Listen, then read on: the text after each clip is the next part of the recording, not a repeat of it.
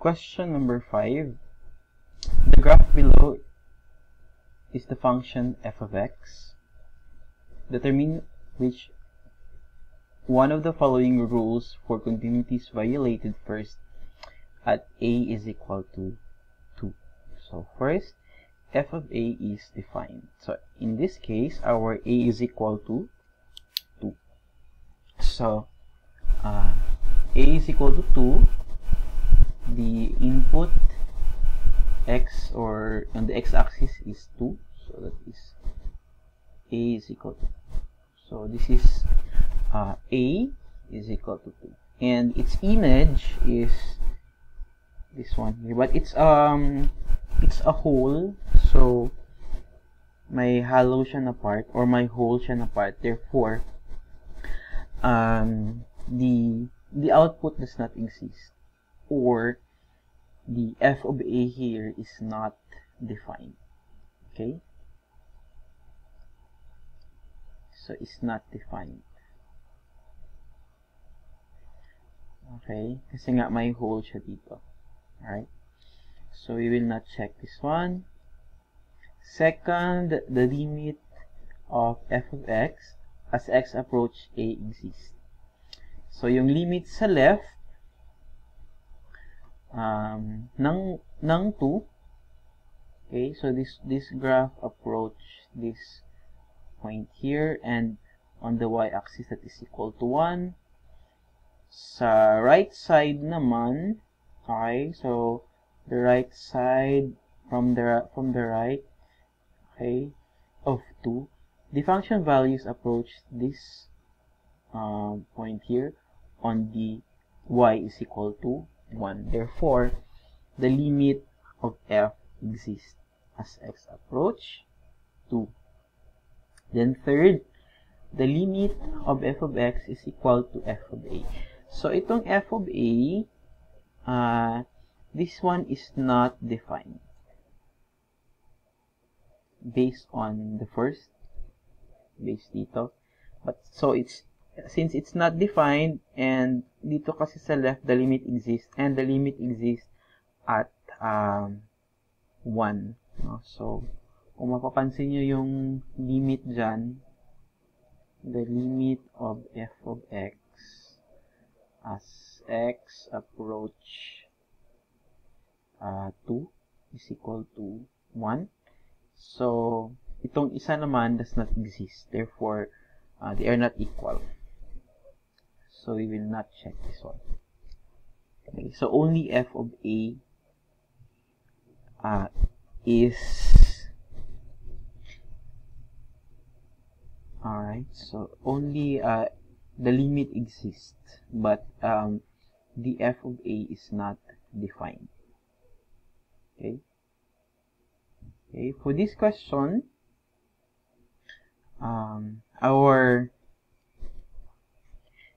our x here is equal to 2, or our a is equal to 2. This must be a is equal to 2. Okay. So a is equal to 2. Ito dapat. And so the f of a, so the a is equal to 2 is ito. Okay. And the f of a is that solid circle. So that is the output is this one, and that is for y is equal to 3. Ang ibig sabihin, the f of a, or f of 2, is equal to -3. And so it's defined. So i-check natin that the f of a is defined. And then second, the limit exists. Okay? The limit exists. So kung mapansin nyo, no, same argumentation, dito sa left, papunta siya ng y is equal to 2. While on the right, this one here, that one approach this point, and that point is 1.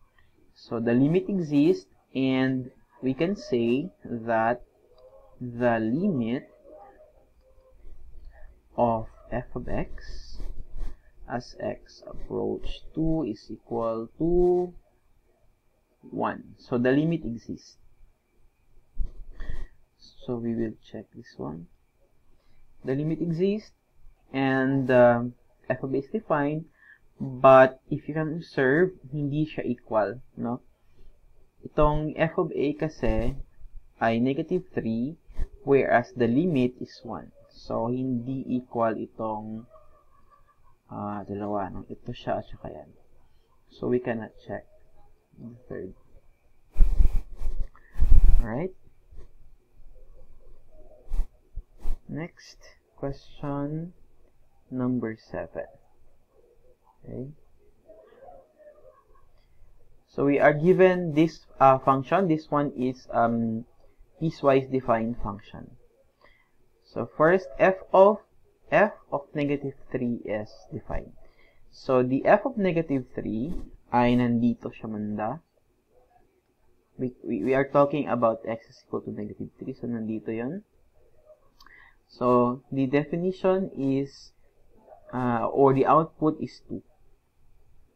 Ang ibig sabihin nito, the f of negative 3 is equal to 2. Itong highlighted by yellow. Yan. So, this is the yellow part. So, we will check this one because it's defined and the value is equal to 2. Second, the limit exists as x approach negative 3. So, para malaman natin kung na-exist yung limit, again, we are going to evaluate the two sides. The limit of f as x approach negative 3 from the right, and yung isa pa, the limit of f as x approach negative 3 from the left. Okay? So, titingnan natin dito ngayon kung saan si right at saka saan si left. Okay? So, when you say x approach 3 from the right, ito yung mga values na nasa right ng 3, ng negative 3. Okay? Nasa right side siya ng negative 3. At yung mga nasa right side ng negative 3, yun yung mga malalaking mas malaki compared sa negative 3. Or in short, yung mga values na x na mas malaki sa kanya.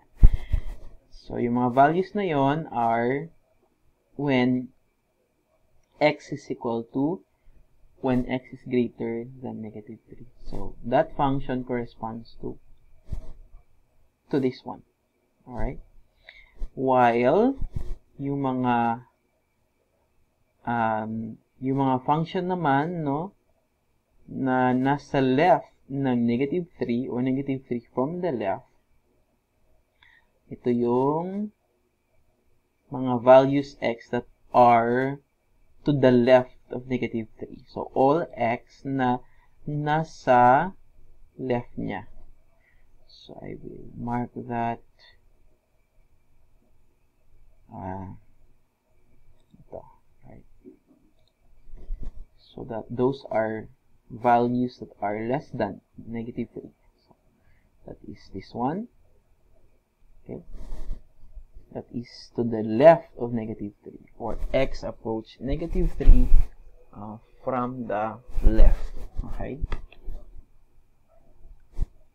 Next step, so replace natin itong f of x. So limit, alright, as x approach negative 3 from the right. So we will replace this by the function in green, that is the square root of x plus 52. Okay, while the other one is the limit, okay, as x approach negative 3 from the left. Ito naman yung in crimson or pink. So you have 3x plus 16. Okay. Then we will evaluate the limit. So substitute lang natin when x is equal to negative 3 dito. That will just become square root of negative 3 plus 52. Okay, in this case, that is the square root of 49 and that is 7. Okay, dito naman, substitute natin si negative 3. So that is just 3 times negative 3 plus 16. Or that is just negative 9 plus 16. Okay. And that is equal to 7. Alright. So notice that the limits from the left and from the right are equal. So 7, tsaka 7.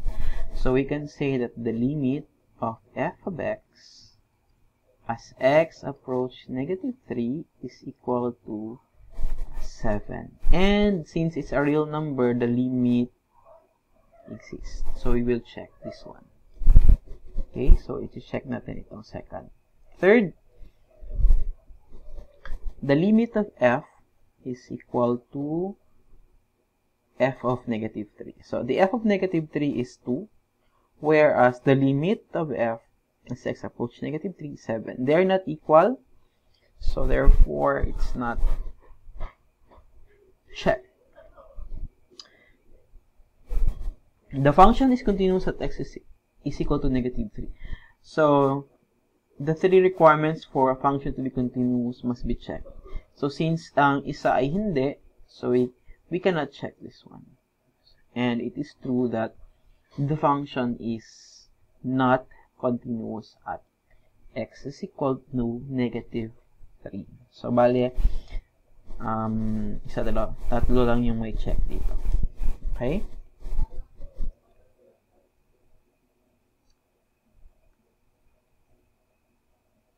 Alright, so question number 8. So the limit, okay. Let f be this function. If f is a function which is continuous everywhere, then we must have b is equal to unknown. Okay. So when you say it's continuous, the three requirements must be satisfied. Okay. So since yung ating domain is split into two parts, the one is when x is less than or equal to 8, and the other one is when x is greater than 8. So ang gagawin natin, first we have to evaluate the f of 8, and the f of 8 here is equal to 10. Second, kailangan ang limit must exist. So for the limit to exist, the left and the right limits must be equal. And so if you can see from here, the limit from the right is equal to b minus 32, and the limit from the left of 8 is 10.